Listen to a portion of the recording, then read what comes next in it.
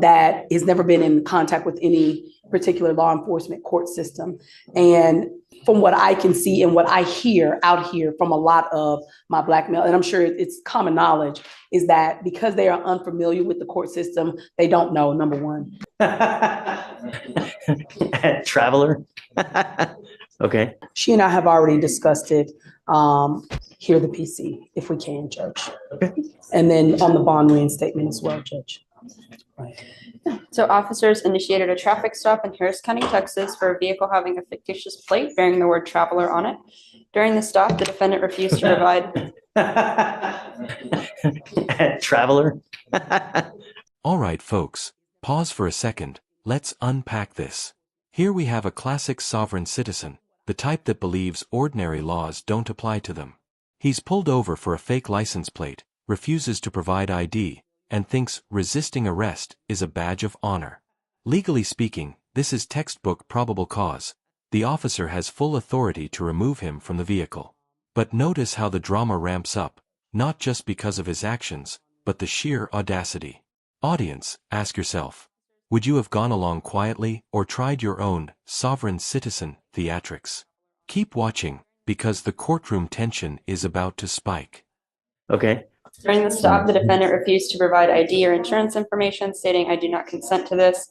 Officer attempted to remove the defendant from the vehicle, and defendant actively resisted by pulling his arm away from deputies until he was detained.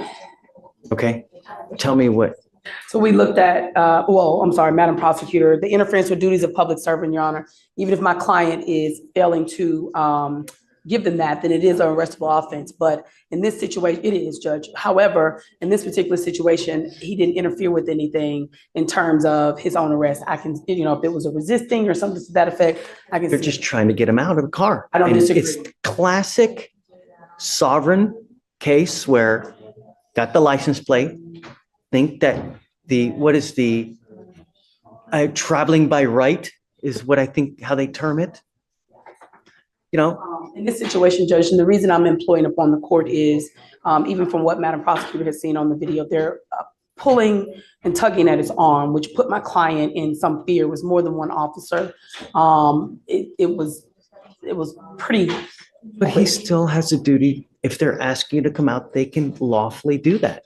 And there are videos, and go on YouTube, right? There are hundreds of videos where officers will literally destroy your car to get you out.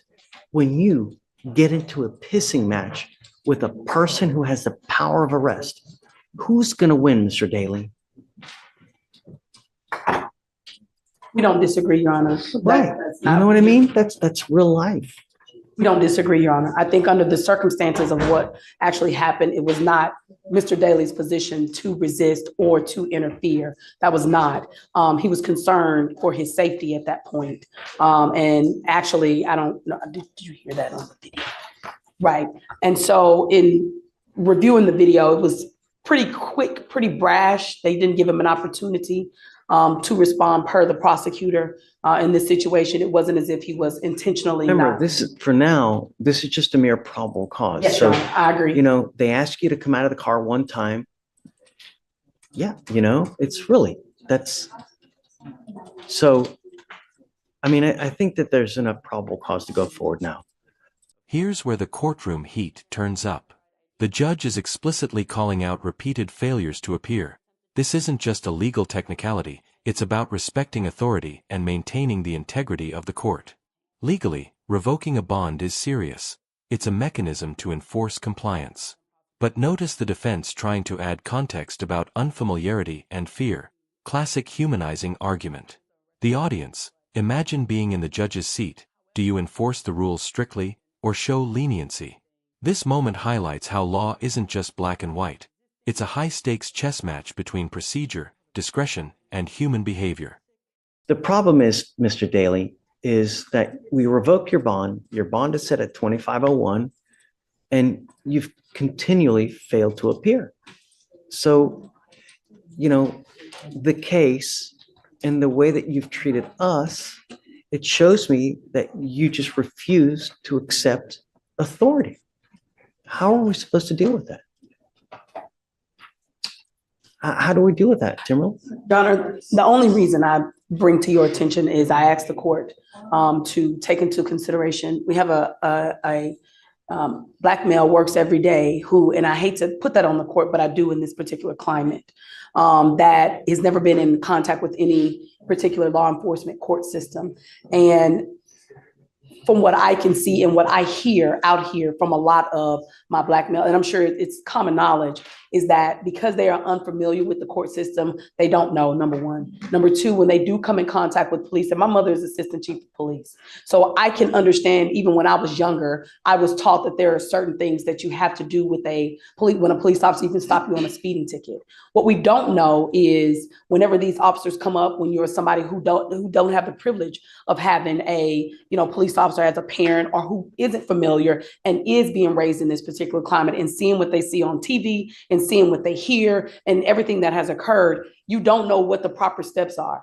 I was trained from when I was grown up, what you do. I'm not saying that what he did was right or wrong. I'm not saying that how he reacted to this particular court, it is wrong. However, I'm employing upon the court to ask the court to take into a little bit of consideration, number one, from his perspective, all defendants, can't just say this, but I do see that, from what I've known from this particular case and now in talking to him, I do believe that there is a sense of sometimes they just don't know. Sometimes they just don't. So I'm asking to reinstate his PR bond. I am now on the case. What you know about me, I'm a tight attorney. I run a tight ship. So, and by which way I believe I can reach him and getting him to court and resolving this matter, which is what I talked to the prosecutor about when you were on break. It's like, let's just resolve this. Let's take care of this. I'll buy it. Yes, sir. Okay. Thank you, Judge. I'm not going to do this again, though. I promise you. I don't care whoever you have. If you flake on us again, that's 3 times. It's out. I'm not going to do it again. Do you understand, Mr. Daly? I mean, when you come to court, good things happen. When you don't show up and you continually do it, you can't expect good things to happen. Now, do you have a Texas driver's license? No, right now. You're not allowed to drive. Right. You have a bond condition and you've signed an affidavit with me today promising you're not going to drive. I don't care how you term it. Driving, traveling, however you're going to word it, whatever you do not get into the driver's seat of an automobile, a motorcycle, anything with a combustible engine where you can get on the road unless you have approval from us. Do you understand? I don't care that you have to work. I don't care if you have to go to church. I don't care if you're going to a funeral. I don't care if you're going to wherever it may be. Do not drive. Do you understand? Heed this warning. You're not going to get another one. Okay, Timberland, I'll reinstate the bond. Thank you, Your Honor. And I'll talk to her. We were going to try to talk to Chief, but it's pretty busy today. I think the case is only 3 months old, Yes, so you've got time. You can do whatever you want. Yes, sir. Thank you, Judge. Because you have a lawyer. Whoa, let's dissect that. From resisting arrest to a fake license plate, most of these actions could have carried additional charges, maybe even jail time. And yet, the judge essentially lets him walk with a stern warning. Here's the twist. This is a powerful teaching moment about the justice system. Audience, reflect on this. What message does leniency send to future offenders? And don't forget the attorney's bizarre courtroom behavior. Leaning in, arm touching, utterly unprofessional. It raises a crucial point. Legal representation can dramatically impact outcomes, for better or worse. Dramatic. Absolutely. Entertaining? You bet. But it's also a cautionary tale about respecting the law and your lawyer's role. I will waive your appearance. You don't have to waste your time coming to court now, but you must stay in touch with her and she'll tell you when you got to come back to court. If she comes back and tells me she can't get a hold of you because you're playing games or you've gone AWOL or whatnot, or you get arrested for something else, all bets off. We good? I'm not asking for much, man. Really. And for future reference, when you get into a pissing match with someone with the power of arrest, you are nearly always going to lose.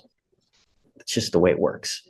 And as a young Black man in today's society, you got to be extra special careful because things can go really wrong really quick. And there's evidence of that over and over and over. Now that we've seen the drama of this case, it's clear how one wrong move can change everything. What do you think? Was the defendant actually being smart, or just digging himself into a deeper hole? Share your thoughts in the comments below. If you enjoyed this breakdown, make sure to hit like, share it with your friends, and subscribe to Final Word Court so you never miss the daily courtroom chaos.